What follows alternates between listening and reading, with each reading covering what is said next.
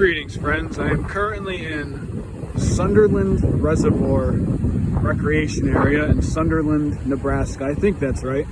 This isn't a destination. I pulled over here just trying to find a good place to record this video.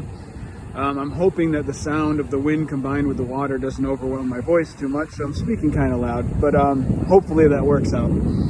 But regardless, I just had to make this very quickly because man, this has been a pretty crazy, this has been a wild trip, man. I've had so many synchronicities and insights, and it's just been a heavy trip, man. It's been really, really cool. But this is a purely practical trip. I did not go out here with any kind of spiritual or psychological purposes. It's purely practical. I'm just driving across country for reasons that don't really concern any of this video or anything. But and yet, out of nowhere, that's how the universe works, right? It surprises you sometimes. But anyway, so while I'm driving, I'm listening to the Chicken Kabbalah by Milo Duquette.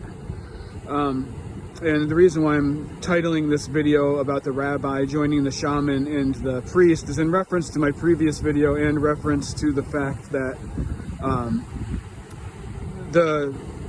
the Chicken Kabbalah is supposed to be taken from the teachings of Rabbi Ben Clifford. And I say it's supposed to be because the author says that Clifford wasn't a real rabbi, but that's also, then there's this other forward by another person who's saying that Duquette only says that because he was sworn to an oath of silence and that the rabbi was a real person. I don't know the story behind it. And I'm just reading this book. I haven't really had a chance to research, but it's a profound book, an amazing book. It's one of the most amazing books I've ever consumed. You know, I'm listening to it, so I can't say I read it. But it's, yeah, man, it's heavy, dude.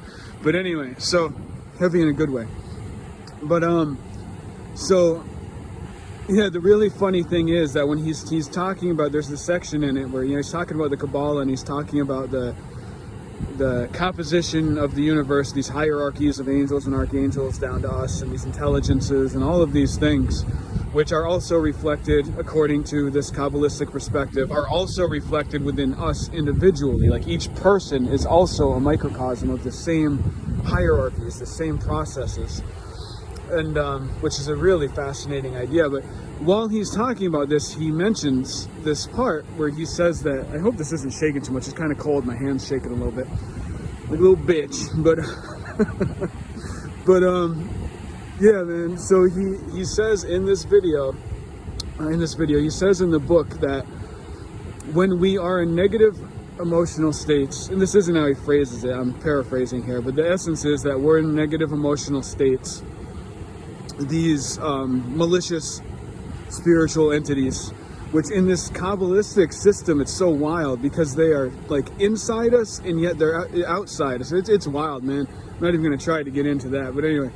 And so yeah, and so, but my point is, he says that when we are in bad negative emotional states, we become vulnerable to the attacks of these things. Why did I have to stop and make that video? Because that's exactly what the shaman and the Catholic priest said, man. See, all these overlapping things. To me personally, what is fascinating and important is the phenomenon underneath it all. And it's, to me, it's like there's different ways of making sense of it and different perspectives to put on it, different lenses to put on it.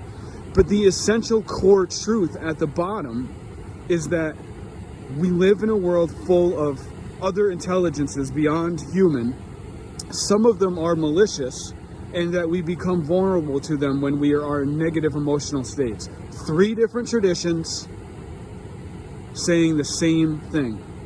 I think that's amazing. I think that's awesome. I really dig it. And I pulled over at this beautiful little spot called the Sunderland Reservoir just to share it with you all. So now I'm done yapping. I got to get back on the road. I'm going to quickly show you the reservoir as a goodbye.